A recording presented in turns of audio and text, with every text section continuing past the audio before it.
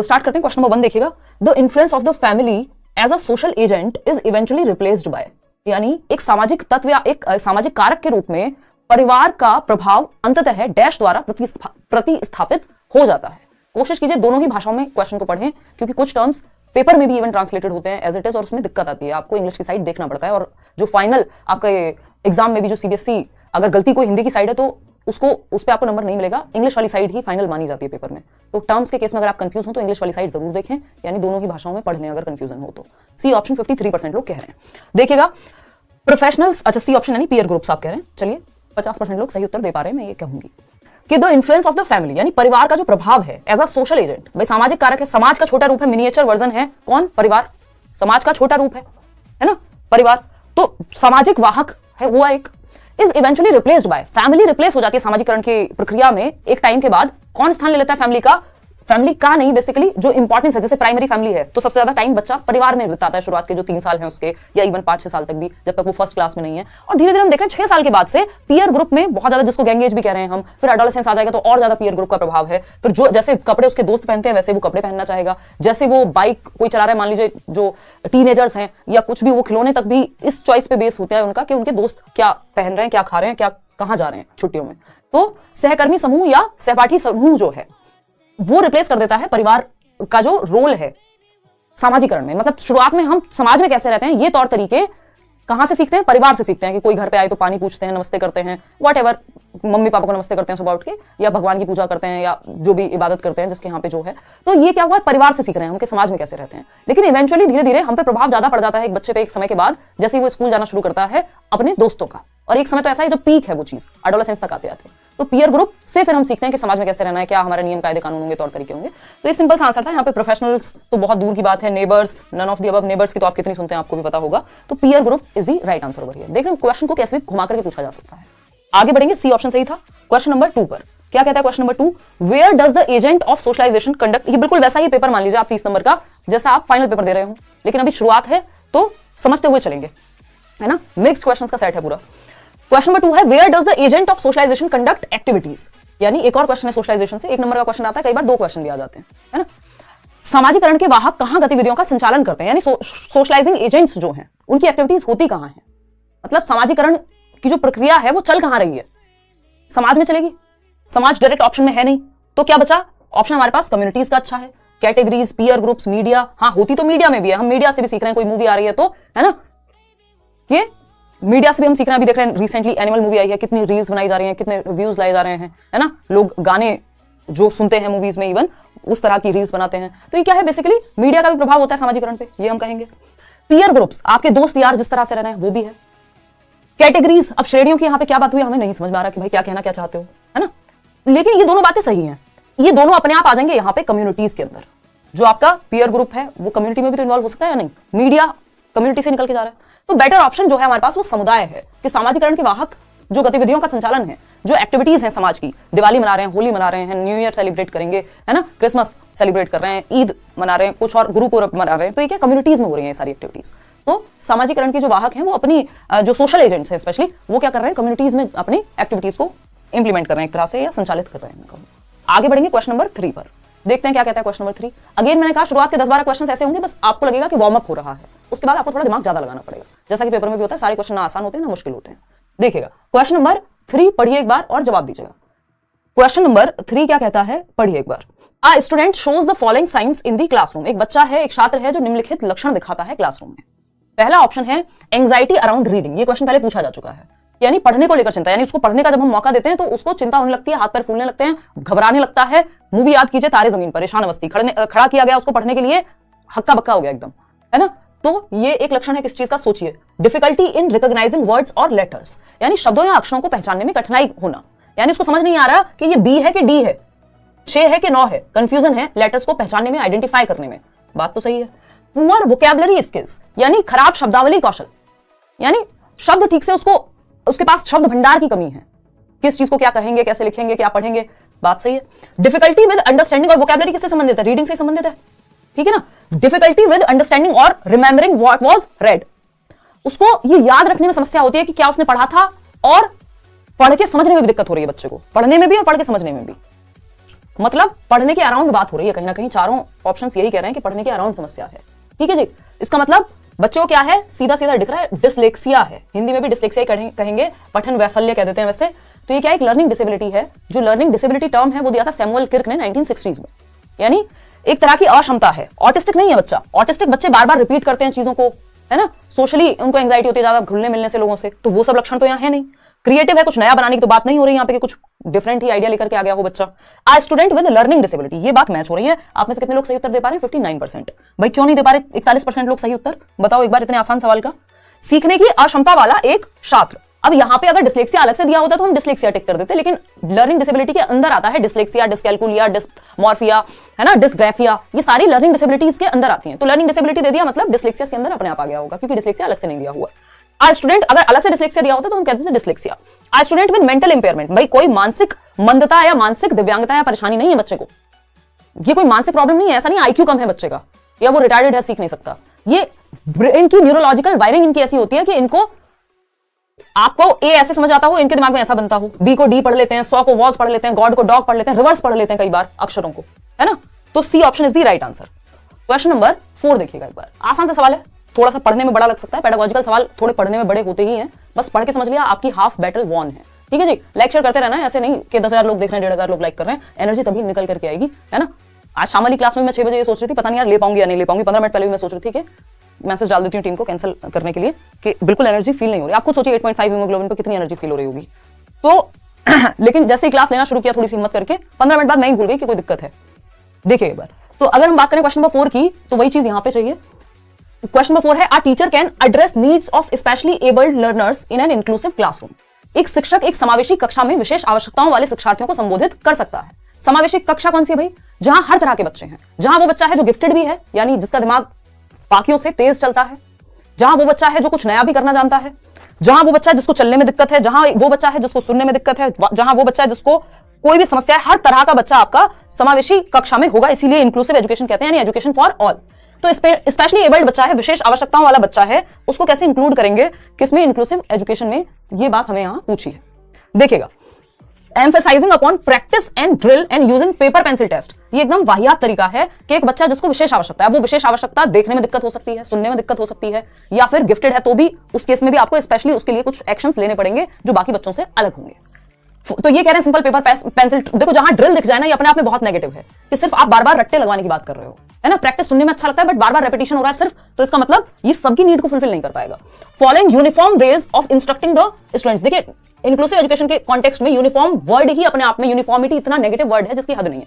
Uniformity का मतलब होता है सबको समान निर्देश देना, जबकि आप सबको सेम डंडे से नहीं हाँक सकते। Don't beat everyone with the same stick, जो फ्री नोट्स दिए हुए हैं उसमें भी मैंने लिखा हुआ है, ठीक है ना। यूनिफॉर्म वेज, यूनिफॉर्म पहनने में अच्छी लगती है स्कूल में कि सब बच्चे एक जैसी यूनिफॉर्म पहन के आ रहे हैं, ताकि इस बात से फर्क ना पड़े कौन किस घर से आ रहा है, किस बैकग्राउंड से आ रहा है, किस जाति से, किस आर्थिक स्थिति से आ रहा है, सब सेम कपड़े पहनते हैं, यूनिफॉर्म है, अच्छी बात है। लेकिन यूनिफॉर्म वहीं तक सही है, पढ़ाने के तरीके में यूनिफॉर्मिटी खराब चीज है। सबको आप सेम मेथड से नहीं पढ़ा सकते, वहां डिफरेंशिएटेड इंस्ट्रक्शन होनी चाहिए, मल्टीपल वेज होने चाहिए पढ़ाने के, अलग अलग तरीके अपनाने हैं आपको। तो यूनिफॉर्म वेज का मतलब हो गया सबको एक ही तरीके से, एक ही मेथड से पढ़ा दो, जबकि आपको डिफरेंट बच्चों, क्योंकि बच्चे अलग होंगे, क्लास में उनका इंटरेस्ट अलग होगा, तरीके अलग होंगे, किसी को देख के अच्छे से समझ में आता है, किसी को सुन के अच्छे से समझ में आता है, किसी को एक्टिविटी करके अच्छे से समझ में आता है, ठीक है ना। तो ऐसा नहीं है कि हम सिर्फ यूनिफॉर्म वेज यानी एक सिंगल तरीके से, सेम तरीके से सबको पढ़ा दें, ये गलत होगा। सी ऑप्शन है, giving a lot of written homework and stressing on copying of answers from other bright students. के जो ब्राइट बच्चे हैं, जो जिनके नंबर ज्यादा आ रहे हैं, उनके आंसर्स कॉपी कर लो बस।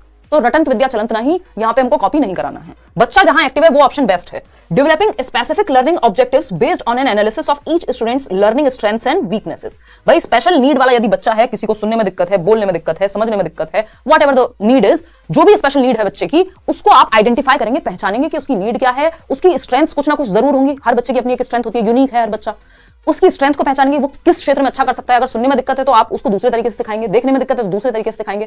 तो हर बच्चे की अपनी स्ट्रेंथ और वीकनेस होगी, तो उस पर ध्यान देके उसके लिए स्पेसिफिक ऑब्जेक्टिव यानी विशिष्ट उद्देश्य बनाएंगे कि वो बच्चा किस तरफ अच्छा कर सकता है। ये हुआ इंक्लूसिव एजुकेशन के हर बच्चे को आपने शामिल कर लिया। D option is the right answer. कितने लोग सही दे रहे हैं? 84%। चलिए बहुत बढ़िया, आगे बढ़ते हैं क्वेश्चन नंबर 5 पर। आसान सा सवाल है, बहुत आसान सवाल है। इसी में अगर मैं 1 2 ऐड कर दूं यहाँ पे कि बोथ ए एंड बी सही होंगे, बी सही होगा, तो आप घबरा जाएंगे, है ना। तो अभी मैं वो नहीं कर रही हूं, लास्ट के कुछ क्वेश्चंस में किया है ऐसा भी। तो ये थोड़ा सा यहाँ पे आप ध्यान रखिएगा कि क्वेश्चन से घबराना नहीं है, आपका जो कॉन्सेप्ट्स हैं, बेसिक्स हैं, उनको मजबूत कर लेंगे तो किसी भी तरह से घुमा फिरा के पूछ ले पेपर में क्वेश्चन, आप सॉल्व कर पाएंगे। ठीक है। Constructivist approach suggest that dash is crucial for constructing knowledge, यानी रचनावादी दृष्टिकोण, जिसमें पियाजे और वाइगोस्की हैं या ब्रूनर भी हैं फॉर दैट मैटर, बताता है कि ज्ञान के निर्माण के लिए डैश महत्वपूर्ण है। भाई कंस्ट्रक्टिविस्ट अप्रोच आपका जो एनसीएफ है या नेशनल एजुकेशन पॉलिसी, जो नई पॉलिसी है, वो भी फोकस करती है, जितने भी नए डॉक्यूमेंट्स हैं वो सब फोकस करते हैं किस पे, कि एजुकेशन में हम कंस्ट्रक्टिविज्म पे ध्यान दें। कंस्ट्रक्टिविज्म क्या कहता है? कंस्ट्रक्टिविज्म कहता है कि हम नॉलेज को कंस्ट्रक्ट कर सकते हैं। बच्चा खाली बर्तन नहीं है, ब्लैंक स्लेट नहीं है, टैबुला रासा नहीं है, वो नॉलेज को कंस्ट्रक्ट कर सकता है, वो नन्हा वैज्ञानिक है, जैसा कि पियाजे भी कह रहे हैं, ठीक है ना। तो बच्चे को एक्टिव रखना है, कंस्ट्रक्टिविज्म ये कहता है, चाहे वो नेशनल करिकुलम फ्रेमवर्क 2005 हो, 23 हो, कोई भी हो, सब बच्चे को सक्रिय रखने में बात करेंगे। और हम भी 90% क्वेश्चंस आपके पेडागोजी के इस बात से सॉल्व हो जाएंगे कि अगर आप 4 ऑप्शंस में से ये ढूंढ पाए कि बच्चे की भलाई किसमें है सबसे ज्यादा और बच्चा एक्टिव कहां है, इन 2 सिद्धांतों पे सिंपल आप बच्चे को एक्टिव जहां देख लेंगे ऑप्शन में, आपका आंसर निकल जाएगा 90% केसेस में। बस आपको पहचानना आना चाहिए। तो रचनावादी दृष्टिकोण बताता है, नाम ही है कंस्ट्रक्टिविस्ट अप्रोच, मतलब कंस्ट्रक्शन, नॉलेज का कंस्ट्रक्शन, रचना करना। तो ज्ञान का निर्माण के लिए क्या महत्वपूर्ण होगा? Prior knowledge of the learner, यानी शिक्षार्थी का पूर्व ज्ञान, जो प्रीवियस नॉलेज बच्चा लेकर के आया है वो, या फिर कंडीशनिंग होती है आदत डलवाना, 2 एकम 2, 2 दूनी 4। अब आपकी इतने दिमाग में बैठ गई है वो चीज कि कंडीशनिंग के लेवल पे चली गई है कि आपसे कोई नींद में पूछे 2 तिया कितने होते हैं तो आप बताएंगे 6, 2 3 जा 6, ठीक है ना। तो ये तो तरीका सही नहीं है, रटंत विद्या हो गई, ये तो रोट लर्निंग एक तरह से है ना। और रटंत विद्या नहीं चाहिए हमको, एक्टिव चाहिए बच्चा, चाइल्ड सेंटर्ड एजुकेशन चाहिए, जहां बच्चा सेंटर में। पनिशमेंट हम बिल्कुल आज की डेट में अलाउ ही नहीं करते, राइट टू एजुकेशन एक्ट ने मना किया हुआ है। शिक्षा का अधिकार अधिनियम 2009 में कॉर्पोरल पनिशमेंट, बच्चे को आंख दिखाना, मुर्गा मुर्गी बनाना, डंडे से बात करना, ये सब मना ही है। रोड मेमोराइजेशन रटना तो किसी भी केस में लागू होता ही नहीं है। तो prior knowledge of the learner, रचनावादी दृष्टिकोण कहेगा कि अगर ज्ञान का निर्माण करना है तो बच्चे के पूर्व ज्ञान पे, नींव क्या है, नींव के ऊपर ही इमारत बनाई जाती है ना। अगर आपने घर में कभी बिल्डिंग बनते हुए देखी होगी, पहले नींव भरी जाती है किसी भी बिल्डिंग की, है ना, वो नींव भरी जाएगी, उसके ऊपर आपका फिर बिल्डिंग बनेगी, दीवारें खड़ी होंगी। तो उसी तरह से बच्चे की नॉलेज की दीवारें खड़ी करने के लिए आपको पहले उसकी नींव से कनेक्ट करना पड़ेगा, यानी जो वो पहले से जानता है, जो उसका पूर्व ज्ञान है, जो वो घर से लेके आया है। क्योंकि बच्चा दुनिया में रहता है, खाली बर्तन नहीं है, स्कूल आने से पहले भी वो एक दुनिया देख रहा है, कुछ ना कुछ उसके दिमाग में होगा। तो उसकी प्रीवियस नॉलेज से, उसके पूर्व ज्ञान से जोड़ना है। आप जब लेसन प्लानिंग भी करते हैं, जो पाठ योजना बनाते हैं अपने बीएड में, डीएलएड में, बीटीसी में, वहां पे भी आप क्वेश्चंस पूछते हैं to test the previous knowledge of the learner. 3 questions पूछते हैं, 4 क्वेश्चन पूछते हैं, जो भी, कि हम प्रीवियस नॉलेज टेस्ट कर रहे हैं, पूर्व ज्ञान टेस्ट कर रहे हैं। उसके बाद आप चैप्टर पढ़ाते हैं, ताकि आपको पता चले कि आज आप बादल के बारे में या बारिश के बारे में पढ़ाने वाले हैं, तो बच्चों को कितना पता है उस चीज के बारे में, और उससे कनेक्ट करते हैं। तो जो बच्चा पहले से जानता है उसके ऊपर बिल्डिंग बनाई जाती है, नींव के ऊपर। तो प्रीवियस नॉलेज या प्रायर नॉलेज, जो पूर्व ज्ञान है, उससे कनेक्ट करके आप नॉलेज का कंस्ट्रक्शन कराते हैं फर्दर। क्वेश्चन नंबर 6 देखिएगा। देखिए, इन्हीं बातों को घुमा फिरा के पूछा जा सकता है, आपको भी आसान लगेंगी कई चीजें, है ना। उसका रीजन ये है कि जैसे ही आपसे कान इधर से ना पकड़ के नीचे से पकड़ लेगा या उल्टा पकड़ लेगा, आप घबरा जाएंगे। इसलिए बेसिक्स का स्ट्रांग होना बहुत जरूरी है।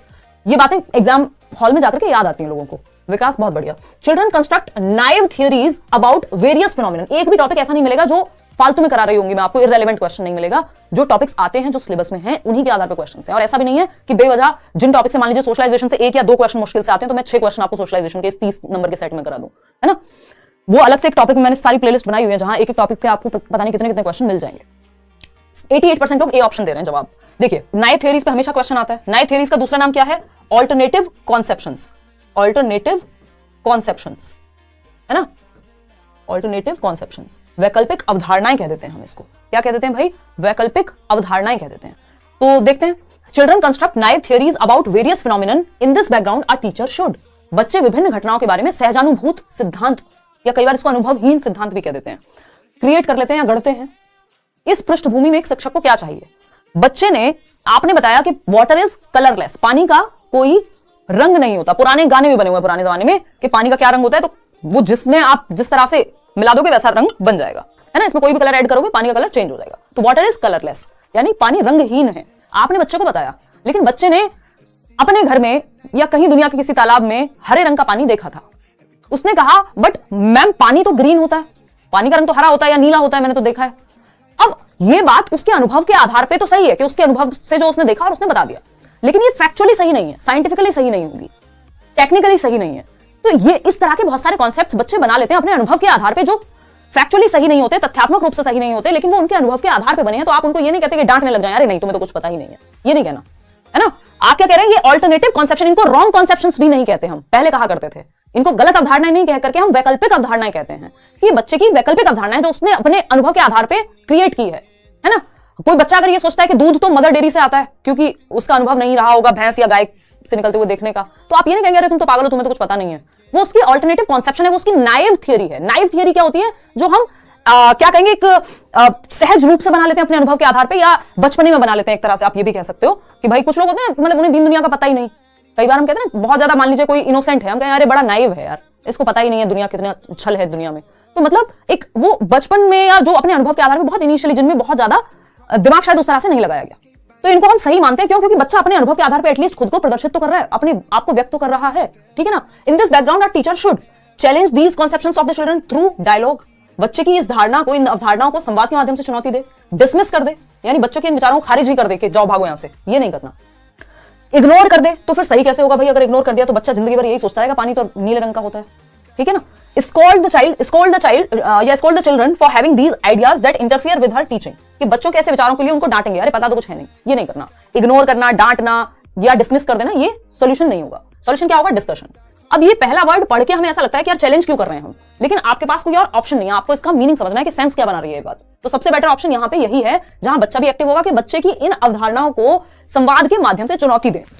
सॉरी, मतलब कि हम डिस्कशन करेंगे कि क्या ये बात सही है या नहीं है, तथ्यों पे बात करेंगे, 4 बच्चे और अपने अपने अनुभव बताएंगे, तब हम सही कंक्लूजन तक पहुंच पाएंगे। तो डायलॉग के द्वारा बच्चा एक्टिव भी है, इसमें पार्टिसिपेशन भी होगा, और क्योंकि वो कॉन्सेप्ट गड़बड़ है तो इसमें चैलेंज का मतलब है आप डिस्कशन कर रहे हैं जिससे वो सही बात तक पहुंच पाएगा। तो इसको नेगेटिवली नहीं लेना है, सेंस निकालना है पढ़ करके। क्वेश्चन नंबर 7 देखिएगा। क्वेश्चन धीरे धीरे आपके सोचने के लिए मजबूर करते जाएंगे। When students repeatedly engage in an activity such as design and conduct an experiment to earn a reward that is not, ये क्वेश्चन आया हुआ है, that is not directly related to that activity such as earn a star or badge, they are likely to। जब छात्र पुरस्कार अर्जित करने के लिए बार बार किसी ऐसी गतिविधि जैसे कि प्रयोग को डिजाइन करना और संचालित करना में संलग्न होते हैं जो सीधे तौर पर उस गतिविधि से संबंधित नहीं है, यानी कोई एक्टिविटी की, कहा कुछ प्रोजेक्ट बनाओ और स्टार मिलेगा, होते हैं ना बच्चे बहुत खुश होते हैं, मैम आज तो देखो, मम्मी देखो, दीदी देखो, आज तो मुझे स्टार मिला है ना, मैम ने मुझे 3 स्टार दिए हैं मेरी राइटिंग के लिए। तो जब बच्चे बार बार कोई काम इसलिए करते हैं क्योंकि उनको स्टार मिलेगा, कोई बैज मिलेगा, उनको गुड मिलेगा, वेरी गुड मिलेगा, तो इससे होगा क्या अंत में? Develop materialistic attitude towards learning, यानी सीखने के प्रति भौतिकवादी दृष्टिकोण विकसित कर लेंगे कि तभी सीखेंगे जब कुछ मिलेगा, चाहे पापा चॉकलेट दें, चाहे मैम स्टार दें, साइकिल मिलेगी तो फर्स्ट आऊंगा या आऊंगी, ये एटीट्यूड आ जाएगा, बिल्कुल आ जाएगा, सही बात है। फिर भी पढ़ते हैं बाकी के 3 option. Enjoy learning for the sake of understanding, यानी समझने के लिए सीखने का आनंद लेंगे। तो जिसको समझने के लिए सीखने का आनंद आ रहा है उसको फर्क नहीं पड़ता कुछ मिलेगा कि नहीं मिलेगा, है ना, ऐसा नहीं है। Persist in doing the activity even without the reward, ऐसा नहीं है अगर आपको रिवॉर्ड के लिए काम करने की आदत पड़ गई है तो आप बिना रिवॉर्ड के काम करने का मन ही नहीं करेगा, है ना। चलिए अगर चलिए डी ऑप्शन है set mastery goals for themselves rather than work to please others, यानी मास्टरी गोल अपने लिए बनाना कि भाई मुझे महारत या निपुणता हासिल करनी है, ना कि मुझे किसी से कुछ चाहिए।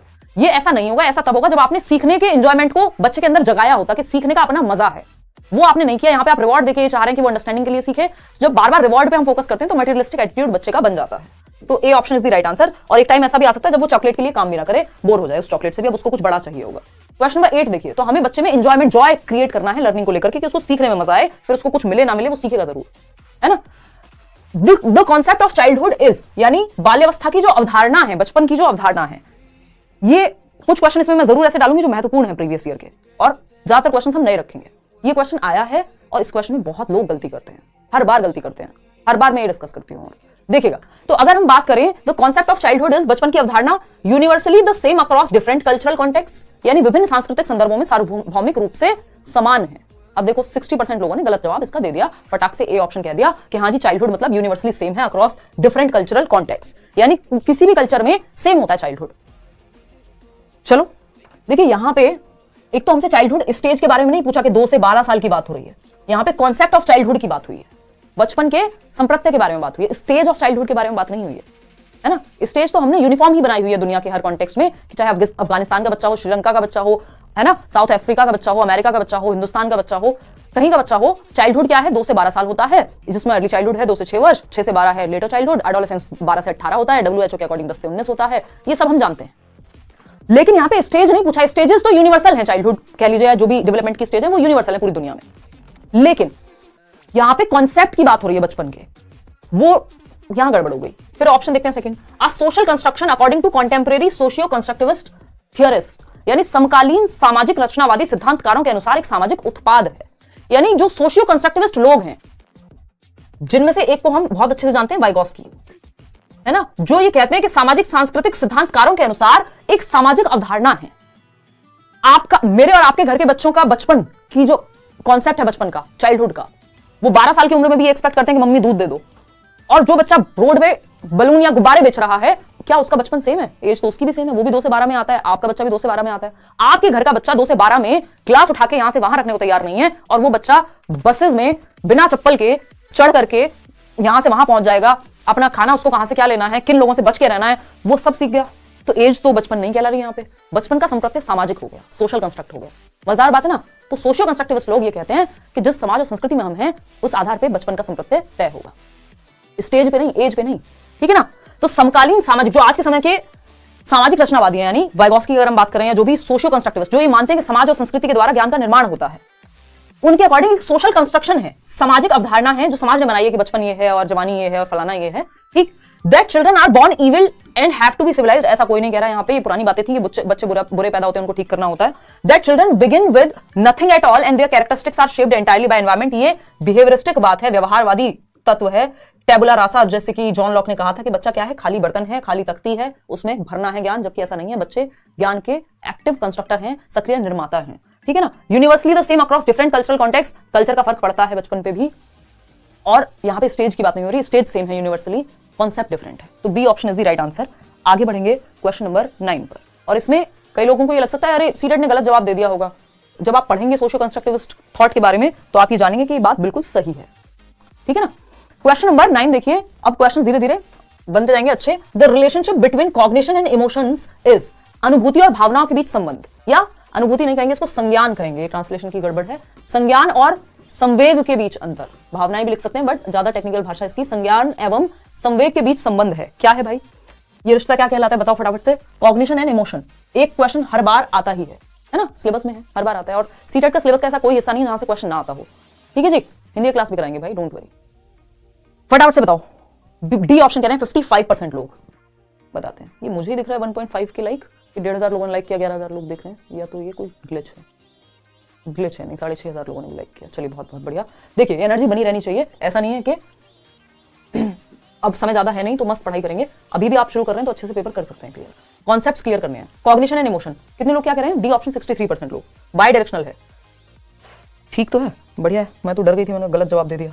चलो ठीक है, मेरे को लगा इतने आसान क्वेश्चन का गलत जवाब कैसे दे सकते हो। इंडिपेंडेंट ऑफ ईच अदर, एक व्यक्ति है ज़ेज़ोंग, जब तक उनका नाम ना लिखा हो तब तक आप ये नहीं मानेंगे कि एक दूसरे से स्वतंत्र होते हैं। ज़ेज़ोंग कहते हैं, ये 2018 में आया हुआ था कि ज़ेज़ोंग के अनुसार कॉग्निशन और इमोशन के बीच क्या रिश्ता है, तो स्वतंत्र हैं। कॉग्निशन यानी दिमाग, जो भी सोचना समझना, थिंकिंग, रीजनिंग, प्रॉब्लम सॉल्विंग, जितने भी काम दिमाग से होते हैं उसको कॉग्निशन की श्रेणी में रखेंगे हम यहाँ। दिमाग और दिल, इमोशंस जिसको हम कह रहे हैं, वो स्वतंत्र हैं ज़ेज़ोंग के अनुसार। बाकी सब के अनुसार ज्यादातर लोग ये मानेंगे, और ऐसा है भी इन जनरल भी, कि कॉग्निशन एंड इमोशन यानी आपका दिमाग और आपके इमोशंस जो हैं एक दूसरे को प्रभावित करते हैं। अगर आप अच्छा महसूस कर रहे हैं, आप अच्छे से, आपका दिमाग भी काम करता है, आप अच्छे से काम भी करते हैं। अगर आपका दिमाग अच्छे से काम कर रहा है, आप अच्छा महसूस भी करते हैं। दोनों चीजें एक दूसरे को प्रभावित करती हैं, है ना। अगर आप बहुत ज्यादा दुखी फेज में हैं, बहुत दुख है, आपके जीवन में कोई घटना घट गई है ना, ईश्वर न करे बट किसी क्लोज्ड वन की मृत्यु हो गई है, कोरोना में हमने देखा आसपास, तो क्या आपका थिंकिंग प्रोसेस बहुत अच्छे से काम करता है? थिंकिंग किसका पार्ट है? कॉग्निशन का, संज्ञान का, दिमाग का। वो थिंकिंग भी आपकी अच्छे से काम नहीं करती यदि इमोशंस हिले हुए हो तो। ठीक है ना। तो एक दूसरे को प्रभावित करते हैं। तो यूनिडायरेक्शनल का होता है सिंगल डायरेक्शन, कि इमोशंस ही इन्फ्लुएंस करते हैं कॉग्निशन को। उल्टा नहीं है कि भावनाएं अनुभूति को या संज्ञान को प्रभावित करती हैं, बट संज्ञान नहीं प्रभावित करता, ऐसा नहीं है। दोनों करते हैं एक दूसरे को। अगेन ऐसा नहीं कि कॉग्निशन करता हो इमोशन को, दोनों करते हैं। तो ये बाय डायरेक्शनल है, द्विदिशात्मक है, दोनों के बीच एक गतिशील परस्पर क्रिया है, a dynamic interplay between both. Emotions cognition को, कॉग्निशन इमोशन को। ठीक है। दिल दिमाग को, दिमाग दिल को, आसान भाषा में ऐसे समझ सकते हैं। आगे बढ़ते हैं क्वेश्चन नंबर 10। ये क्वेश्चन भी बहुत आता है, घुमा फिरा के इन्हीं शब्दों में। क्वेश्चन नंबर 10 पढ़िए और फटाफट से जवाब दीजिए। विच of the following factors affect learning, यानी कि निम्नलिखित में से कौन सा कारक सीखने को प्रभावित करता है। सीखने को प्रभावित करने वाले कारकों को हम दो भागों में विभाजित करते हैं, जैसे जैसे हम बैच में पढ़ रहे होंगे तो मैं आपको बताऊंगी। पर्सनल फैक्टर्स होते हैं एक तो, और दूसरे होते हैं एनवायरमेंटल फैक्टर्स। लर्निंग को अफेक्ट यानी सीखने को प्रभावित करने वाले कारकों में, अभी प्रभावित करने वाले कारक नेगेटिवली भी प्रभावित कर सकते हैं और पॉजिटिवली भी अफेक्ट कर सकते हैं हमको। ठीक है ना। डिपेंड करेगा कारक कैसा है। अगर एनवायरमेंट अच्छा है, एनवायरमेंट अच्छा, इवन एक पानी तक की बात करें, अगर ये पानी साफ है तो यही हमें पॉजिटिवली, हमारी बॉडी को अच्छे से, दिमाग को अच्छे से ऑक्सीजन दे पाएगा, चीजें कर पाएगा। और यही पानी अगर खराब है तो ये हमें नेगेटिवली भी अफेक्ट कर देगा, 4 बीमारियां हो जाएंगी। इसी तरह से हर एक फैक्टर का यही हाल है कि वो पॉजिटिवली नेगेटिवली दोनों से कर सकता है, डिपेंड करेगा आपको कैसा मिला है वो फैक्टर। तो यहाँ पे पर्सनल फैक्टर्स वो होते हैं जो बच्चे से जुड़े होते हैं, और एनवायरमेंटल फैक्टर्स जो एनवायरमेंट का रोल जिनमें ज्यादा रहता है। जैसे इंटरेस्ट, बच्चे का जो इंटरेस्ट है, इंटरेस्ट ऑफ द स्टूडेंट, छात्र का हित क्या है, ये पर्सनल फैक्टर, व्यक्तिगत कारक में आएगा। 2 प्रकार के फैक्टर हैं, पर्सनल और एनवायरमेंटल। तो ये व्यक्तिगत कारक है, लेकिन ये इंपैक्ट करेगा। भाई बच्चे का इंटरेस्ट है किसी चीज को सीखने में या नहीं, ये इंपैक्ट करेगा कि वो, अगर आपका इंटरेस्ट ही नहीं होता, आपको कितनी भी कोशिश करूं मैं नहीं सिखा सकती, है ना, या कोई भी नहीं सिखा सकता, है ना। वो कहा जाता है ना हिंदी में, कहावत है भैंस के आगे कितनी भी बीन बजाओ कोई फर्क नहीं पड़ेगा, मतलब इंटरेस्ट नहीं है या उस चीज में, मतलब वो अलग ही कहानी है, लेकिन बस समझने में आपको समझ में आ गया होगा। Emotional health of the student, बच्चे की इमोशनल हेल्थ, ये भी बच्चे से जुड़ा हुआ कारक है। तो अगर आपकी हेल्थ ठीक नहीं है तो क्या आप सीख पाएंगे? दिक्कत होगी आपको, है ना। अगर बहुत जिद है तो सीख लेंगे, लेकिन दिक्कत तो होगी, तो ये भी प्रभावित करेगी। अच्छी हेल्थ है तो अच्छे से सीखेगा बच्चा, इंटरेस्ट अच्छा है तो अच्छे से सीखेगा, कम है तो कम सीखेगा। पेडागोजिकल स्ट्रेटजीज, ये एनवायरमेंटल कारक है। पेडागोजिकल स्ट्रेटजीज, पेडागोजी क्या होती है? साइंस ऑफ टीचिंग या science of art of teaching भी कह सकते हो आप इसको, दोनों ही कहते हैं, साइंस या आर्ट ऑफ टीचिंग की शैक्षणिक रणनीतियां, आपका करिकुलम कैसा है, आपके टीचर के मेथड्स कैसे हैं पढ़ाने के। तो एक टीचर का आपको फटाफट समझ में आ जाता है। कितने लोग हमें मिलते हैं, आज भी बैच में कई लर्नर्स कह रहे थे कि पेडागोजी अब समझ में आनी शुरू हुई है, आज तक सिर्फ नाम सुना था आपका, मजा आ रहा है पढ़ने में। तो ये बातें कहां से आती हैं? शायद पेडागोजिकल, ये मैंने थोड़ी बनाई है पियाजे की थियरी, या मैं थोड़ी ना लेकर के आई हूं, पहले से एग्जिस्ट करता था पूरा सिलेबस, लेकिन वो मेरे वेज हो सकते हैं जो आपको टीचिंग स्किल्स पसंद आती हैं, है ना। तो ये क्या हुआ? Pedagogical strategies. तो कुछ ऐसे भी होंगे जिनको ना भी समझ आती हूं भाई, किसी को किसी और टीचर समझ में आता हो। तो ये क्या पेडागोजिकल स्ट्रेटजीज का भी प्रभाव पड़ता है कि आपके टीचर, अगर हमें अच्छा टीचर मिल जाए, आपने देखा होगा स्कूल में भी, मेरे को याद है अच्छे से, 8th तक मेरी साइंस बहुत अच्छी हुआ करती थी, और 9th में हमारी टीचर चेंज हुई, सिर्फ उन्हीं पे मैं नहीं डाल रही हूं, उसमें मेरा भी रोल रहा होगा, लेकिन जो इंटरेस्ट था, अगर अच्छा टीचर मिल जाए तो बुरे से बुरे सब्जेक्ट में मजा आ जाता है, जो हमें लगता है सो कॉल्ड के बुरा सब्जेक्ट है, ठीक है ना। तो पेडागोजिकल स्ट्रेटजीज भी इंपॉर्टेंट है। Social and cultural context of the student, बच्चा किस समाज और संस्कृति से आ रहा है वो भी इंपॉर्टेंट है। अगर बच्चा सुबह रोज उसको पढ़ने के लिए इतनी लड़ाइयां करनी पड़ती हैं, घर वाले भेजते नहीं है, कहते हैं तुम तो लड़कियों क्या करोगी पढ़ के, या सुबह घर में झाड़ू पोंछा सारे काम तुम करके जाओगी और तब पढ़ो। तो अगर मतलब किस समाज, किस संस्कृति, किस स्ट्रेटा से आ रहा है, ये सारी चीजें प्रभावित करती है, ये भी एनवायरमेंटल फैक्टर का हिस्सा हुआ। तो ये 4 ऑप्शंस थे, मैंने आपको 2 बता दिया, 2 पर्सनल फैक्टर का है और 2 एनवायरमेंटल फैक्टर का है। जरूरी नहीं है सेम क्वेश्चन उठ के आ जाएगा, बट आपको पता होगा कि पर्सनल फैक्टर कौन सा होता है, एनवायरमेंटल कौन सा होता है। तो ये चारों बातें सही है, डी ऑप्शन, और आप में से 86% लोग सही जवाब दे रहे हैं। चारों ही चीजें बच्चे के लर्निंग को, उसके सीखने को प्रभावित करेंगे, चाहे वो नेगेटिवली करें चाहे पॉजिटिवली करें। अच्छे फैक्टर होंगे तो अच्छे से करेंगे, नेगेटिव होंगे तो नेगेटिवली करेंगे। अच्छी टीचिंग स्ट्रेटजीज या पेडागोजिकल स्ट्रेटजीज होंगे तो बच्चा अच्छा सीखेगा, खराब होंगे तो खराब सीखेगा, दोनों तरह से प्रभावित कर सकते हैं। क्वेश्चन नंबर 11 देखिएगा, dash are an important aspect of the process of meaningful construction of knowledge. आसान सवाल है, डैश ज्ञान के सार्थक निर्माण की प्रक्रिया का एक महत्वपूर्ण पहलू है। कंस्ट्रक्टिविज्म से खूब क्वेश्चन आते हैं, क्योंकि पियाजे, वाइगोत्स्की और कंस्ट्रक्टिविज्म ये तीनों जुड़े हुए हैं आपस में, ठीक है जी। तो अगर हम बात करें, 74% लोग सही उत्तर दे रहे हैं, फटाफट से आगे बढ़ते हैं। Social interactions are an important aspect of the process of meaningful construction, यानी सार्थक निर्माण, या हम ये कहेंगे मीनिंग मेकिंग। मीनिंगफुल कंस्ट्रक्शन मतलब वो ज्ञान जो हमें समझ में आए, जो कोई मीनिंग हो, जिसका हमारे लिए सार्थक हो, वो सोशल इंटरेक्शन से, जैसे मैं और आप मिलकर के अभी डिस्कशन कर रहे हैं, तो ये भी एक सोशल इंटरेक्शन का पार्ट हो गया। 4 बच्चे ग्रुप में मिलकर के डिस्कशन कर रहे हैं, सामाजिक अंतःक्रिया या अन्योन्य क्रिया। आप कहीं एक फील्ड विजिट पे गए, वहां बच्चे जाकर के देख रहे हैं, साइंस म्यूजियम में लोग बता रहे हैं, बात कर रहे हैं, चीजें जान रहे हैं, तो वो बेहतर तरीके से मीनिंगफुल लर्निंग होती है, रटना नहीं होता वो। Otherwise drill and repetitive recall तो रटन विद्या है कि आपको किसी का नंबर याद करना है, आप रट्टे लगाए जा रहे हैं। रिवॉर्ड एंड पनिशमेंट में डर और लालच से काम होता है, ये भी अच्छा नहीं है। स्टिमुलस रिस्पॉन्स है कि तुमको ये मिलेगा इसलिए ये कर लो, तो ये काम के नहीं है। सोशल इंटरेक्शन, बच्चा एक्टिव रहेगा इसमें, बाकी तीनों में बच्चा एक्टिव नहीं है, वो रट्टे लगाता हुआ मिलेगा। क्वेश्चन नंबर 12 देखिए फटाफट से, अच्छा सवाल है, ध्यान से पढ़िएगा, इसमें गड़बड़ आप लोग करेंगे। मैंने कहा था शुरू के जो 10-12 सवाल है उसके बाद फिर आपको थोड़ा सा ध्यान से क्वेश्चंस करने हैं। वार्म अप आज के लिए इनफ हो गया, अब थोड़ा दिमाग लगाना पड़ेगा। फटाफट से सवाल करो, थोड़ा सा पानी पी लिया जाए। माय फर्स्ट लाइव क्लास, बहुत बढ़िया वेलकम है जी आपका। लेट्स लर्न पे शाम को 9 बजे डेली मिल रहे हैं, at least Monday to Saturday.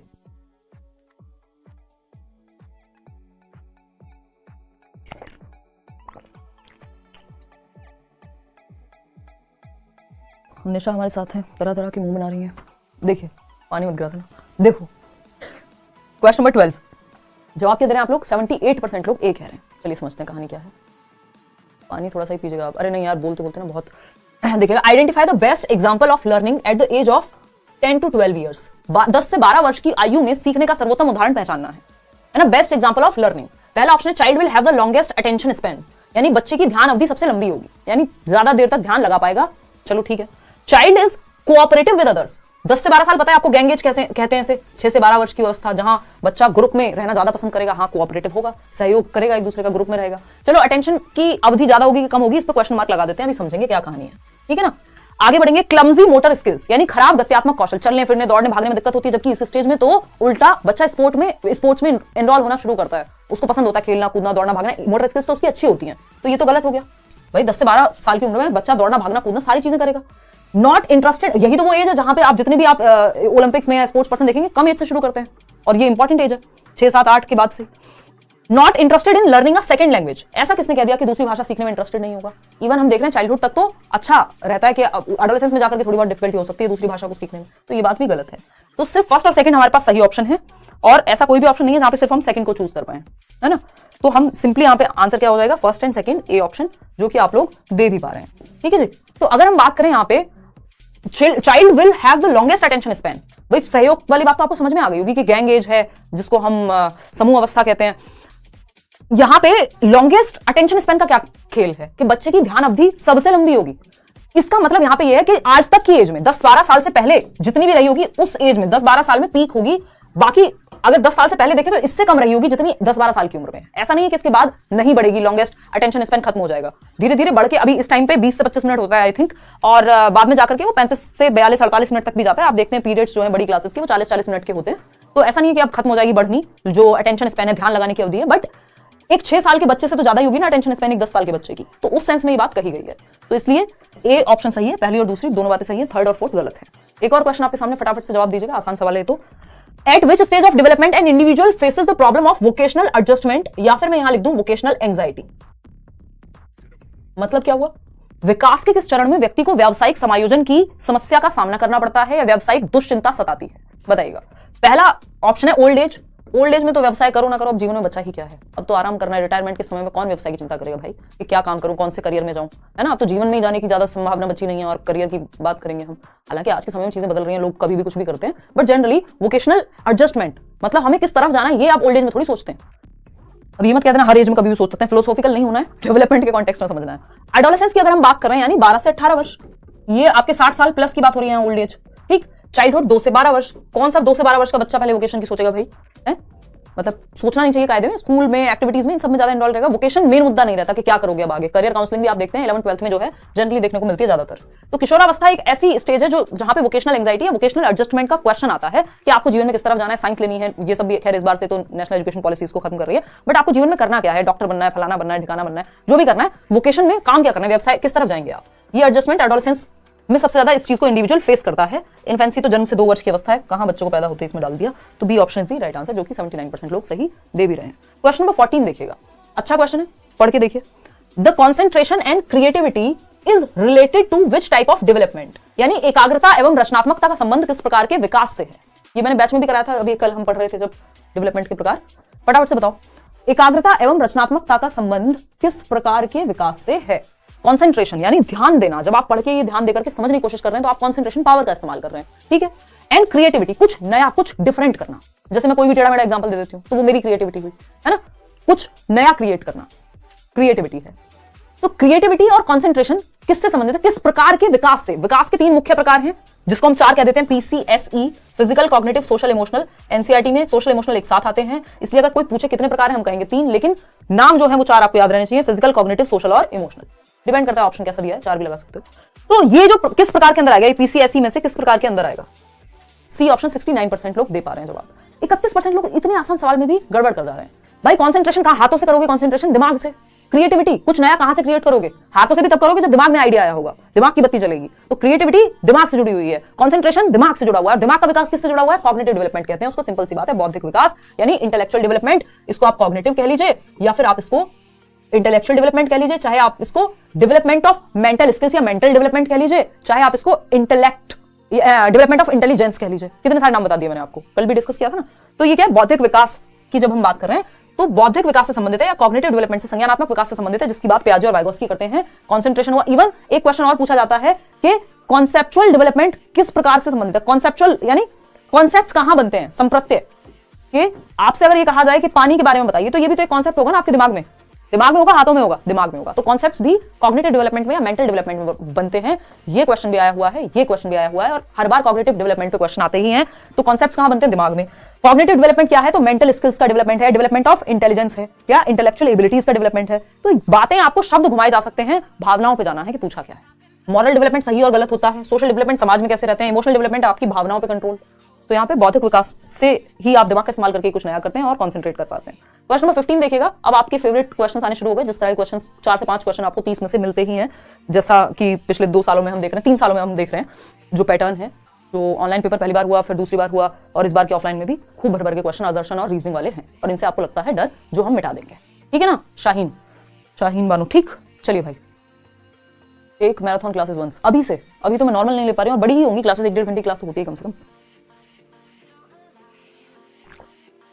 Nisha ma'am पोल दे दिया आपने, बहुत बढ़िया। लोग लिख रहे हैं क्योंकि 40% लोग डी ऑप्शन दे रहे हैं, 38% जो है 41%, मतलब सी और डी में आप कंफ्यूज हैं। चलिए देखते हैं क्या कहानी है, देखते हैं। पानी ढक्कन अच्छा सबको लगा ही हुआ। देखिएगा एक बार, अगर हम बात करें डी ऑप्शन 46%, ढक्कन बॉटल का कह रही थी, आप लोगों को नहीं कह रही थी, ना निशा को कह रही थी। बहुत ही खराब पुअर जोक था, पीछे था, बट कोई बात नहीं, बर्दाश्त कीजिएगा। क्वेश्चन नंबर 15 है, असर्शन एक स्टेटमेंट है और इसका रीजन है। स्टेटमेंट क्या है? Teachers should not create print rich environment in the elementary classrooms. ये क्वेश्चन आपको हिलाएगा, इसमें गड़बड़ सब कर रहे हैं। शिक्षकों को प्रारंभिक कक्षाओं में प्रिंट समृद्ध वातावरण नहीं बनाना चाहिए। कौन सी प्रारंभिक? इसको इंग्लिश में जरूर पढ़ लो एक बार। Elementary classes 6th to 8th वाली क्लासेस। प्राइमरी नहीं लिखा है, प्राइमरी लिखा होता तो कहानी दूसरी हो जाती। रीजन क्या है? Development of languages inborn ability. कौन कह रहा है? बाबा नॉम चॉम्स्की भी कह रहे हैं कि हाँ भाई आंतरिक क्षमता होती है भाषा विकास की, नॉम चॉम्स्की। ठीक है जी, तो ये बात तो ट्रू है, ये बात तो ट्रू है। और कुछ हद तक हम कह सकते हैं कि हाँ प्रिंट रिच एनवायरनमेंट पे फोकस हम छोटी कक्षाओं में ज्यादा करते हैं। ठीक है ना, कि चारों तरफ आप देखेंगे जो छोटी बच्चे 1st to 5th की या उससे भी पहली जो छोटी क्लासेस हैं early childhood and care education की, वहां पे पूरी दीवारें रंगी हुई रहती हैं। आपका जो किताबें हैं वो भी ज्यादा रंग बिरंगी होती हैं छोटे बच्चों की। जैसे जैसे आपकी क्लास बड़ी होती जाती है कम रंग आपको नजर आते हैं या थोड़ी इंटरेक्टिव कम हो जाती है। प्रिंट रिच एनवायरनमेंट की जरूरत छोटे बच्चों पे ज्यादा फोकस करते हैं हम कि प्रिंट रिच एनवायरनमेंट हो। बात तो ठीक है। तो both A and R are true and R is the correct explanation. नहीं, क्यों? क्योंकि development of languages and inborn ability, ये दोनों बातें साथ नहीं जा रही। ये कुछ और कह रहा है, ये कुछ और कह रहा है। दोनों अपने आप में सही है लेकिन एक दूसरे के लिए सही नहीं है। समझ पा रहे हो ना भावनाओं को? ठीक है ना, तो इसलिए ब्रेकअप होगा। और ब्रेकअप में क्या आएगा कि R is not the correct explanation of A. साथ में अच्छे नहीं लग रहे, वैसे अलग अलग अच्छे हैं। ठीक है ना, ये बात भी सही है, ये बात भी सही है, लेकिन एक दूसरे के लिए सही नहीं है। ये इसका रीजन सही नहीं है। समझ पा रहे हो ना? तो both A and R are true but R is not the correct explanation of A. जबकि आप में से 46% लोग कह रहे हैं दोनों गलत हैं। दोनों गलत नहीं है। A is true but R is false, ऐसा भी नहीं है। दोनों सही है अपनी अपनी जगह, लेकिन ए और आर दोनों सत्य हैं, लेकिन आर ए का सही स्पष्टीकरण नहीं है। ये ट्रांसलेशन की एक मिस्टेक है। तो शिक्षकों को प्रारंभिक, देखो हिंदी में मत पढ़ो इसको, हिंदी में पढ़ोगे तो आपको लगेगा कि हाँ वो आपकी बात फिर सही लगेगी। ये प्राइमरी क्लास की बात नहीं हो रही, एलिमेंट्री क्लास की बात हो रही है। अगर प्राइमरी होता तो पक्का फिर तो ए गलत हो जाता। और development of language inborn ability है, ये भी मान रहे हैं। जन्मजात क्षमता होती है बच्चे में विकास की, भाषा विकास की, ये नॉम चॉम्स्की कहते ही हैं। तो इसका आंसर जो है बी है, इसको आप करेक्ट कर लीजिएगा। आगे बढ़ेंगे, क्वेश्चन नंबर 16 देखिए, एक और क्वेश्चन इसी तरह का। क्वेश्चन नंबर 16 है, ध्यान से पढ़िएगा, इसमें भी गलती हो जाएगी नहीं तो। असर्शन क्या है? Boys and girls learn to behave in gender appropriate ways by observing and imitating same sex adults. यानी लड़के और लड़कियां समान लिंग वाले वयस्कों को देखकर और उन्हें सीमित नहीं होगा यहाँ पे, ये होगा नकल करके, उनकी इमिटेट करके, उनका अनुकरण करके, उनकी नकल करके लिंग के अनुरूप व्यवहार करना सीखते हैं, या जेंडर के अनुरूप कि कैसे, मतलब अगर मैं लड़की हूं तो मैं अपनी बहन को देखूंगी वो कैसे रहती है और मैं भी वैसा ही व्यवहार करने लगूंगी। मैं अपनी मदर को देख सकती हूं, वैसा ही व्यवहार करने लगूंगी। कैसे कैसे कपड़े पहनते हैं, कैसे बाल रखते हैं, कैसे बोलते हैं, व्हाटएवर। तो सेम सेक्स के इंडिविजुअल्स को देख करके लोग, लड़के और लड़कियां जो है बिहेव करना सीखते हैं। कोई अगर बॉय है तो वो अपने पिताजी को, अपने भाई को, अपने दोस्त को देख करके वैसा कपड़े पहनना, वैसे स्टाइल रखना, या अपने मूवी के फेवरेट एक्टर को देख करके, अगर वो सेम सेक्स का है तो लड़कियां हीरोइंस को, हीरोइन तो क्या ही कहें, एक्ट्रेस को फॉलो करती हैं, लड़के जो हैं वो एक्टर्स को फॉलो करते हैं, है ना। तो सेम सेक्स को देख करके हम जेंडर को कैसे रहना है ऑब्जर्व करके हम इमिटेट करते हैं, नकल करते हैं, है ना। तेरे नाम मूवी आई, सब वैसा हेयर स्टाइल रखने लग गए। MS धोनी को बहुत लोग फॉलो करते थे जब मैं छोटी थी 2004-5 में, है ना। तो ये क्या है? ये ट्रू है, ये बात सही है, ऐसा होता है। सही है गलत है वो अलग चीज है। रीजन क्या है इसका? Gender is a purely biological construct, यानी जो जेंडर है, लिंग है, एक विशुद्ध जैविक संरचना या पूरी तरह से जैविक संरचना है। मतलब इसको लिंग लिख लीजिए या फिर जेंडर भी लिख सकते हो। वैसे हिंदी में लिंग ही लिखा जाएगा, लेकिन इंग्लिश की साइड देख लेना कि जेंडर लिखा है कि सेक्स लिखा है, नहीं तो हिंदी में ये बात गलत हो जाएगी। जबकि आपको इंग्लिश की तरफ देखना है। ये लोग सिंपल ऐसा किया है कि लिंग लिखा हुआ है हिंदी में जेंडर को भी और सेक्स को भी, लेकिन आपको इंग्लिश की तरफ देखना पड़ेगा इस केस में। Gender is a purely biological construct, ये गलत लिख दिया। अगर यहां सेक्स लिखा होता तो हम कह देते कि बायोलॉजिकल कंस्ट्रक्ट है प्योरली, जबकि जेंडर प्योरली बायोलॉजिकल नहीं है। हम जब पढ़ते हैं आपके पेपर की दृष्टि से तो जेंडर GS है। GS बोले तो जेंडर सोशल कंस्ट्रक्ट है। जेंडर क्या है? सोशल कंस्ट्रक्ट है। लो एक बार लिख लेते हैं, gender is a social construct, is a social construct बोले तो GS सोशल कंस्ट्रक्ट यानी सामाजिक संरचना है। समाज ने बनाया कि लड़के ऐसे कपड़े पहनेंगे, लड़कियां ये कपड़े पहनेंगी, है ना। ये क्या? समाज ने बनाया। जेंडर सोशल कंस्ट्रक्ट है, सामाजिक संरचना है। जब बात जेंडर की हो रही हो तो सामाजिक संरचना है। GS gender is a social construct, ठीक। वहीं सेक्स की अगर हम बात करें तो ये SB है, यानी sex is a biological construct. Biological यानी हमारी बायोलॉजी डिफरेंट है महिलाओं और पुरुषों की, ये सेक्स है। जबकि आप काम क्या कर रहे हैं, वो तो पुरुष भी खाना बना सकते हैं, महिला भी, वो तो समाज ने बना दिया। तो sex is a biological construct.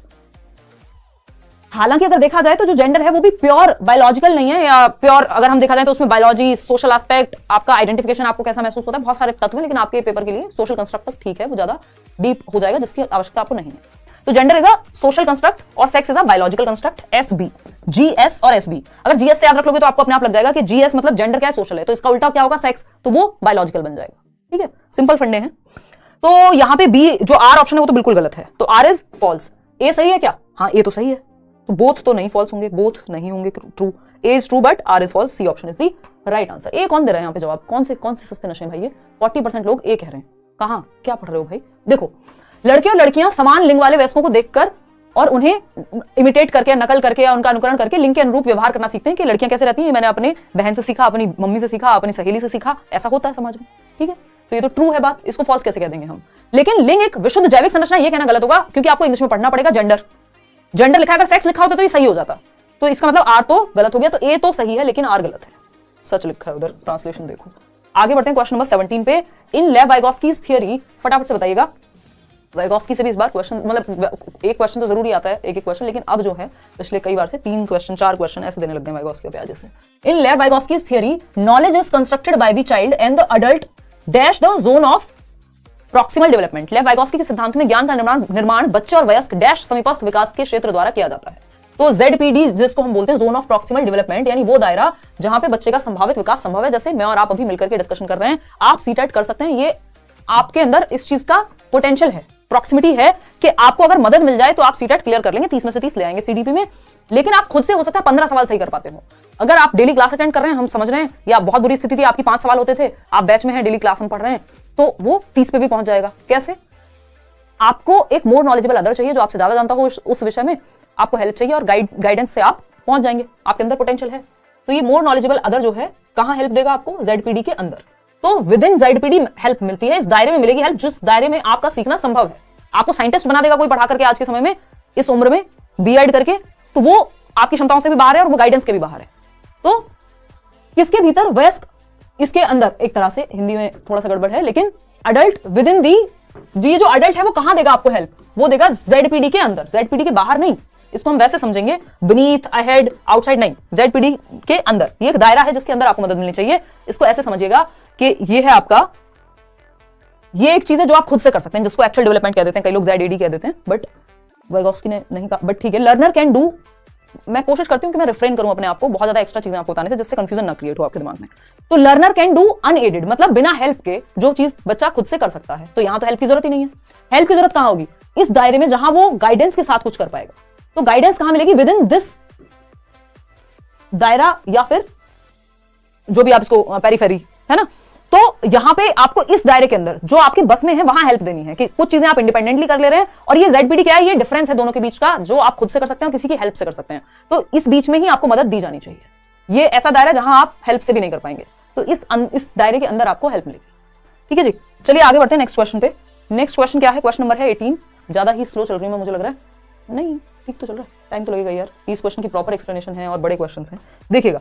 तो अगर हम बात करें which of the following is not included in a progressive and child centred education. Nisha को क्योंकि घर जाना होगा, आप कहीं गए थे क्या? क्लास नहीं हो रही थी? गए नहीं थे, तबीयत खराब थी, अभी भी बहुत अच्छी नहीं है, बट अब हो पा रही है क्लास आपकी। निम्नलिखित में से क्या प्रगतिशील और बाल केंद्रित शिक्षा में शामिल नहीं है?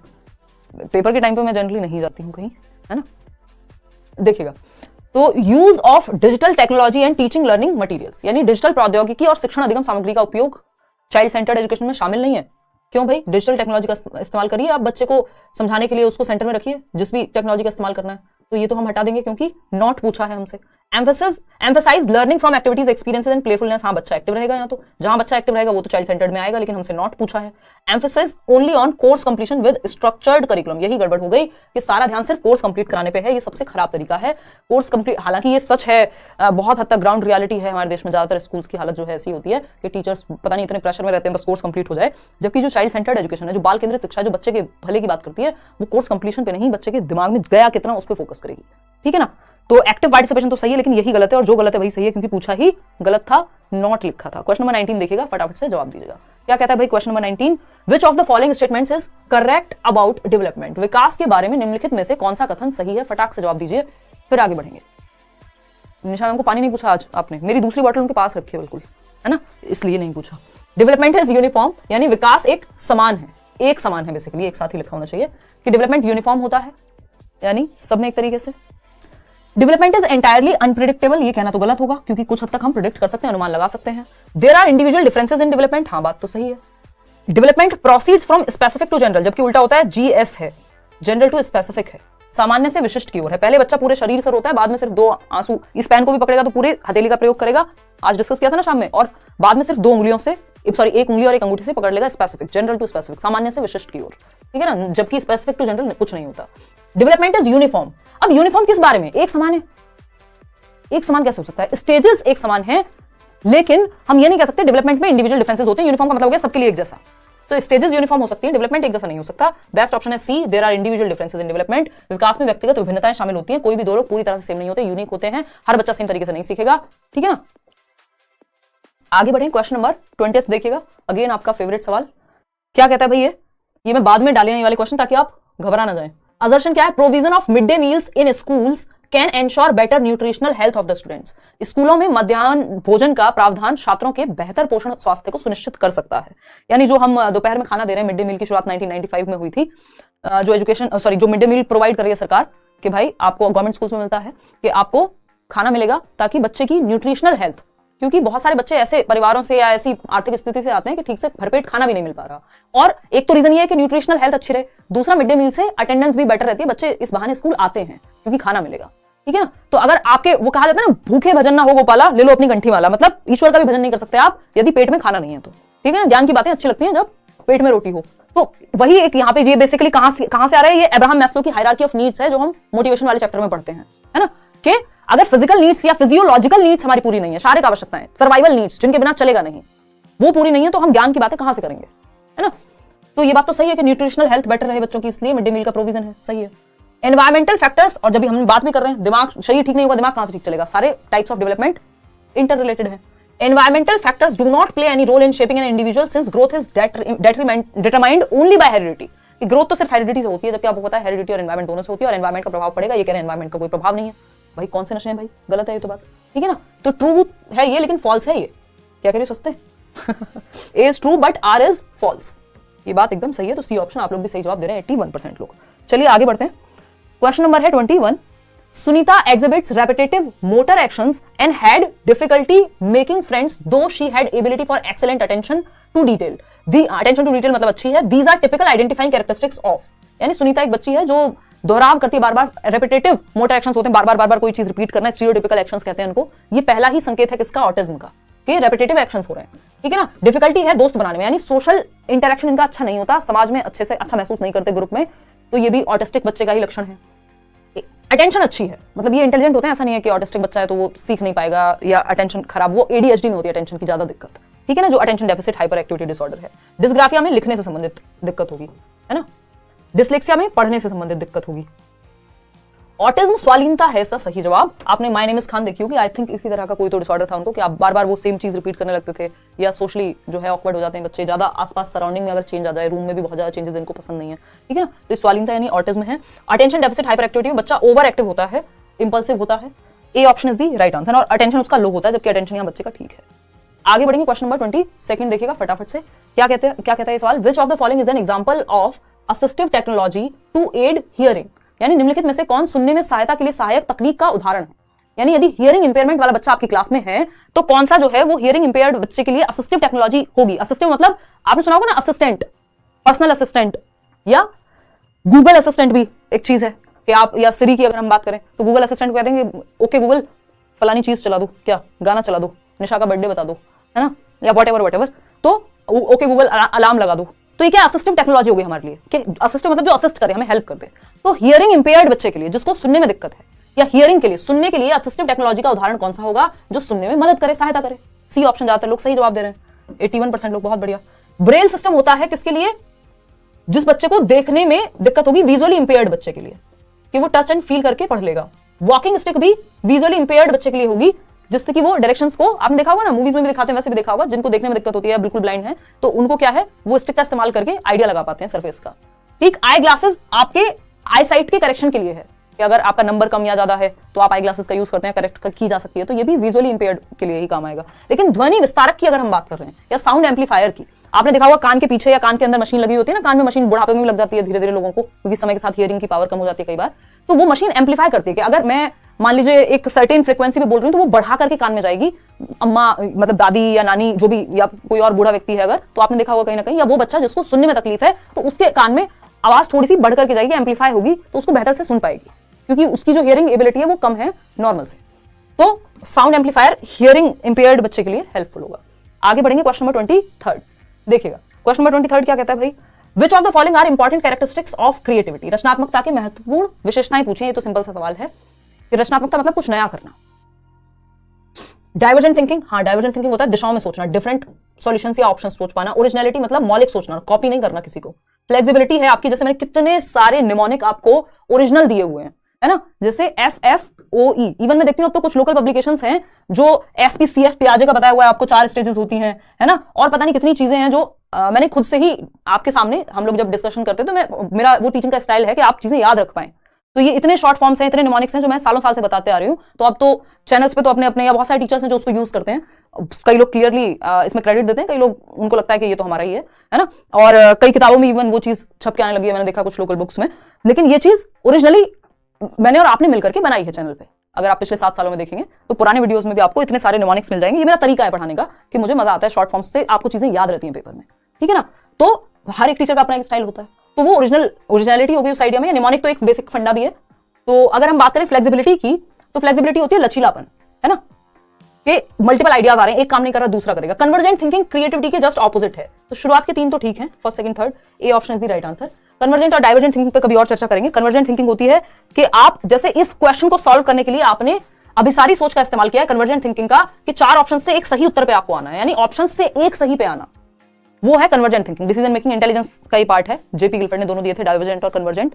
जबकि डाइवर्जेंट में आप मल्टीपल ऑप्शंस की तरफ सोचते हैं, ओरिजिनलिटी होती है आइडियाज की। तो A option is the right answer, fourth सही नहीं है। क्वेश्चन नंबर 24 देखिएगा, for effective learning teachers should ensure that learning activities, यानी प्रभावी शिक्षण के लिए, अच्छे शिक्षण के लिए टीचर को क्या सुनिश्चित करना चाहिए। पहला ऑप्शन है build on the previous understanding of the student and further it, छात्रों की पिछली समझ को विकसित करें, उसे आगे बढ़ाएं, यानी प्रीवियस नॉलेज। बात तो सही है, पॉजिटिव है। Are aim to only reproduce knowledge from the text book, बस जो पुनः उत्पादन करा दें, जो भी किताब में लिखा हुआ है उसके रट्टे लगवा दें, रिप्रोड्यूस करा दें, ये तो बेकार की बात है, रटन विद्या हो जाएगी। डी कॉन्टेक्चुअलाइज नहीं, कॉन्टेक्चुअलाइज, संदर्भ में समझाएं, एग्जांपल को लाइफ से जोड़ करके, ना कि अलग से रट्टा लगवा दें डेफिनेशन का। डी कॉन्टेक्चुअलाइज नहीं करना। Are extremely complex and abstract नहीं, इजी सिंपल बनाना है हमें। वो टीचर है जो सिंपल बनाए, अच्छा है ना, लर्निंग एक्टिविटीज को या लर्निंग को सिंपल बनाए, जॉयफुल बनाए, छात्रों की पिछली समझ को विकसित करें और उसे आगे बढ़ाना, यही बेटर है यहाँ पे कि प्रीवियस नॉलेज से आपने पूर्व ज्ञान से, ओल्ड नॉलेज से कनेक्ट कर दिया। क्वेश्चन नंबर 25 देखिए, अगेन ये आपका मैंने कहा ही था, धीरे धीरे क्वेश्चन आपके लेंथी होंगे। असर्शन क्या है, children are unable to learn optimally when they are undernourished और अनवेल, यदि बच्चे अल्प पोषित हैं या कुपोषित हैं, उनको ठीक से पोषण नहीं मिल पा रहा, तो वो ठीक से नहीं सीख पाएंगे, अस्वस्थ हो जाएंगे। बात सही है, ट्रू है ये बात, एकदम कोई दिक्कत नहीं है। इसका रीजन क्या है, all domains of development are interrelated, physical development has an impact on cognitive development. इसका रीजन यह है कि विकास के सभी क्षेत्र परस्पर संबंधित हैं, और भौतिक विकास नहीं, इसको हम शारीरिक विकास कहेंगे। यहाँ पे शारीरिक विकास का जो संबंध है, वो शारीरिक विकास का प्रभाव संज्ञानात्मक विकास पे पड़ेगा, यानी जो दिमाग का विकास है उस पर पड़ेगा, आपके शरीर का विकास। यदि दिमाग को ठीक से खाना ही नहीं मिला, विकसित ही नहीं हो पाया कुपोषण के कारण, भारत में कितने ज्यादा बच्चे हैं जो कुपोषण के शिकार हैं, है ना। आपने वो भी शायद बिग बॉस में आए थे या कुछ, तो मैं बिग बॉस बिल्कुल नहीं देखती हूँ, बट मुझे आइडिया है। अब्दू करके एक व्यक्ति है ना, तो वो माल न्यूट्रिशन के शिकार रहे हैं आई थिंक। तो बहुत बड़ी बड़ी जो है समस्या है, मतलब अगर हम देखें हमारे देश में जो माल न्यूट्रिशन है, यानी न्यूट्रिशन का सही मात्रा में ना मिल पाना, कुपोषण बढ़ती उम्र में, छोटी उम्र में स्पेशली, तो क्या होगा, दिमाग ठीक से डेवलप नहीं होगा, शरीर ठीक से डेवलप नहीं होगा, शरीर ठीक से डेवलप नहीं होगा, दिमाग नहीं होगा, सोचने भी दिक्कत आएगी, 70 तरीके की समस्याएं आपकी बन जाएंगी, ठीक है ना। तो अगर हम बात कर रहे हैं यहाँ पे, तो सारे जो डेवलपमेंट के प्रकार हैं वो आपस में जुड़े हुए हैं, और आपका शारीरिक विकास आपके संज्ञानात्मक विकास को प्रभावित करेगा, आपका दिमाग भी ठीक से काम नहीं करेगा यदि आपका शरीर ठीक से डेवलप नहीं हुआ। तो यहाँ पे क्या है, ये ए भी सही है और आर भी सही है, तो both A and R are true and R is the correct explanation of A, इसीलिए हम मिड डे मील दे रहे हैं बच्चे को, ठीक है जी। चलिए आगे बढ़ते हैं, क्वेश्चन नंबर 26, और वो आपको याद होगा आमिर खान ऐड करते थे जब मैं छोटी थी टीवी में, है ना, कुपोषण का एक ऐड आता था कि सही मात्रा में पोषण कितना आवश्यक है। क्वेश्चन नंबर 26 देखिएगा, which principle of development does this illustrate, कौन सा प्रिंसिपल दर्शाता है ये statement. The child learns to stand before she can walk and babble before she can talk, या बिफोर शी टॉक्स। अच्छा क्वेश्चन है, ध्यान से पढ़िएगा। विकास के सिद्धांत, कौन से विकास के सिद्धांत को दर्शाता है कि बच्चा चलना सीखने से पहले खड़े होना सीखेगा। बिल्कुल सही बात है, अगर आपको खड़े होना नहीं आता, चलना कैसे सीखेगा बच्चा। और बोलने से पहले बड़बड़ाना या बलबलाना कहते हैं उसको, बैबल करना, बा मा पा पानी, मतलब पानी तो पूरा हो गया, लेकिन बलबलाना जो वो शब्द सिंगल सिलेबल वर्ड्स को जब वो बोलेगा बा मा पा, ये सब क्या है, बलबलाना है बच्चे का। तो प्रॉपर बोलने से पहले ये वाली स्टेज आती है बैबलिंग की, और चलने से पहले खड़े होने की स्टेज आएगी। क्लियर बात है। अब ये विकास का कौन सा सिद्धांत है? पहला डेवलपमेंट इज सीक्वेंशियल, यानी विकास अनुक्रमिक है, क्रमिक है, एक ऑर्डर में होता है, एक सीक्वेंस में होता है। बात तो सही लग रही है। Development proceeds from head to toe, सर से पैर की ओर, कि बच्चा पहले खड़े होना सीख पा रहा है, फिर चलना सीख पाएगा। भाई यहाँ पे बात लैंग्वेज की भी तो हो रही है, सिर्फ फिजिकल डेवलपमेंट की थोड़ी हो रही है। ये तो फिजिकल डेवलपमेंट की डायरेक्शन है, हेड टू टो वाली जो सेफेलोकॉर्डल है, क्योंकि यहाँ पे बात बोलने की भी हो रही है, बैबलिंग की बात हो रही है बोलने से पहले। इसका मतलब एक सीक्वेंस फॉलो हो रहा है डेवलपमेंट में, सिर्फ फिजिकल डेवलपमेंट की बात नहीं हो रही है। डिसऑर्डरली नहीं, ऑर्डरली होता है, प्रोग्रेसिव सेंटर टू एक्सट्रीमिटीज, यहाँ पे प्रॉक्सिमल डिस्टल का तो मतलब ही नहीं है। तो A option is the right answer over here, कि एक सीक्वेंस में होता है विकास। कि इसमें एक क्वेश्चन वो भी आ जाता है कि एक बच्ची है जो उछलना सीखना पड़ेगा आपको या दौड़ना सीखना पड़ेगा, रस्सी कूदना या स्किपिंग सीखने से पहले। क्वेश्चन नंबर 27, तो वो भी सेम ही बात है, सीक्वेंस चाहिए। क्वेश्चन नंबर 27 देखिएगा, पियाजे और वाइगोस्की पे क्वेश्चन है। One of the major differences in the theories of Jean पियाजे एंड वाइगोस्की इज, यानी जीन पियाजे और वाइगोस्की की थियरी में जो मेजर डिफरेंस है, मुख्य अंतर है, दोनों कंस्ट्रक्टिविस्ट हैं, रचनावादी, बच्चे को एक्टिव रखने पे फोकस करते हैं, है ना। तो पियाजे emphasised on the role of language in cognitive development, उतना ज्यादा नहीं, बट ठीक है, हमने मान लिया, हमें बेहतर ऑप्शन चाहिए ना। फिर तो वाइगोस्की ने भी एम्फेसाइज किया है, तो इसमें तो अंतर कहां बचा, कोई डिफरेंस ही नहीं है इस बात में। तो फिर Vygotsky give primary importance to heredity, उल्टा कह दिया उन्होंने। तो वाइगोस्की तो हेरिडिटी को मानते ही नहीं, अगर देखा जाए तो सोसाइटी को ज्यादा मान रहे हैं। उनकी थियरी का नाम ही है वाइगोस्की सोशियो कल्चरल अप्रोच, कल करने वाले हैं उसके क्वेश्चन हम। Vygotsky emphasized the role of culture in cognitive development, यानी वाइगोस्की ने विकास में, संज्ञानात्मक विकास में, दिमाग के विकास में किसको महत्व दिया है? कल्चर को, संस्कृति की भूमिका को। किस संस्कृति, किस समाज में हम रह रहे हैं, कितना हम इंटरेक्ट कर रहे हैं, उससे प्रभाव पड़ेगा बच्चे के दिमाग के डेवलपमेंट पे। ये बात एकदम सही है, उनकी थ्योरी का नाम ही सोशियो कल्चरल अप्रोच है। पियाजे give importance to what the child can do on her own as well as what she can do with support, ये बात वाइगोस्की की है। तो सिर्फ सी ऑप्शन यहां सही है, बाकी कोई बात सही बन ही नहीं रही है अगर डिफरेंस की बात करें तो।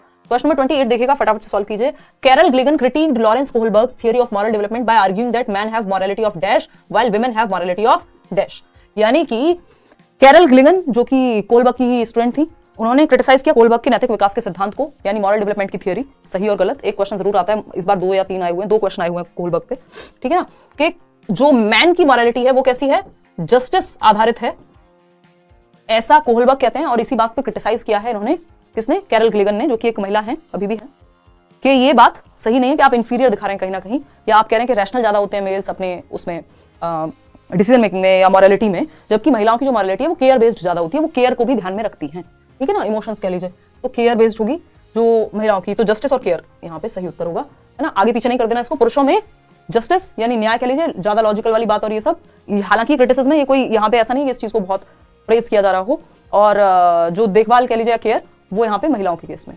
तो पहले न्याय जहां जिस ऑप्शन में होगा उसके साथ जाइएगा, अगर उल्टा कर दिया तो 1 नंबर कट जाएगा यहीं पे। तो A option is the right answer.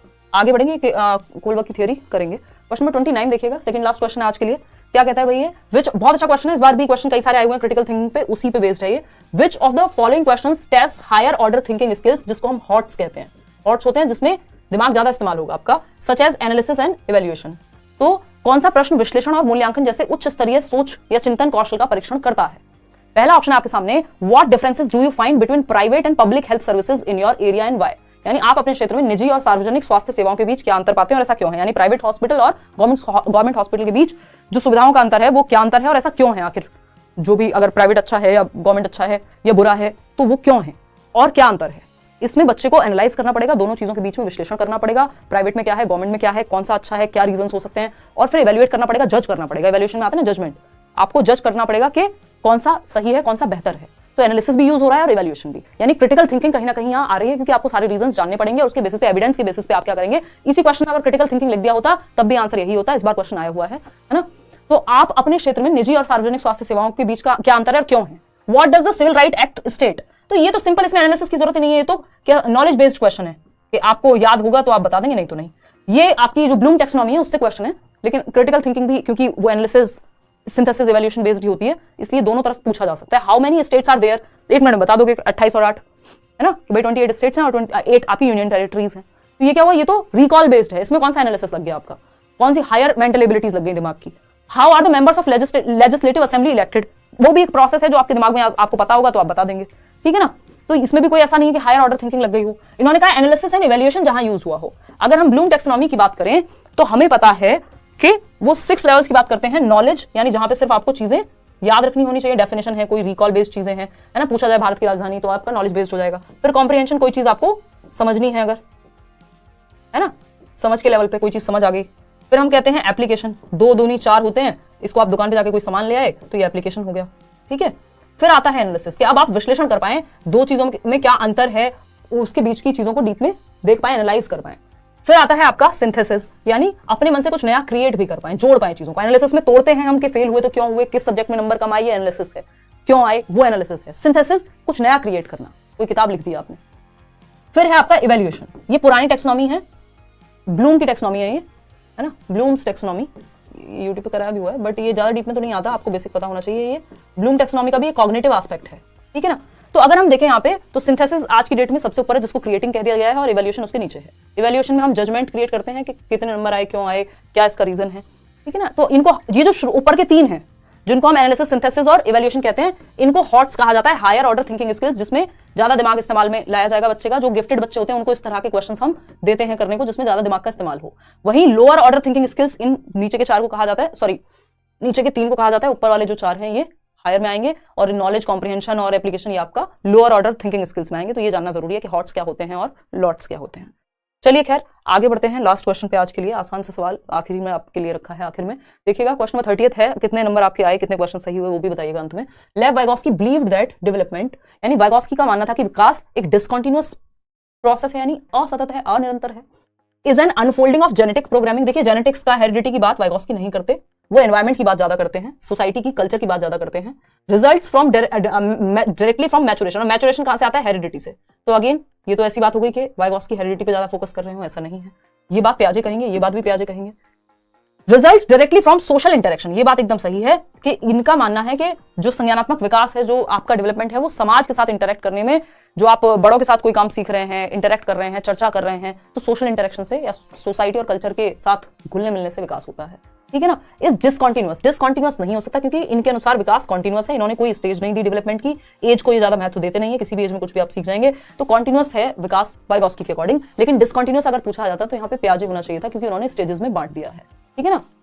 तो ये एक बेसिक सी बात है जो हमें ध्यान रखनी है। तो D option is the right answer, D 87% लोग सही जवाब दे पा रहे हैं। आउट ऑफ 30 कितने क्वेश्चंस आपके ठीक हुए वो आप कमेंट्स में बताएंगे।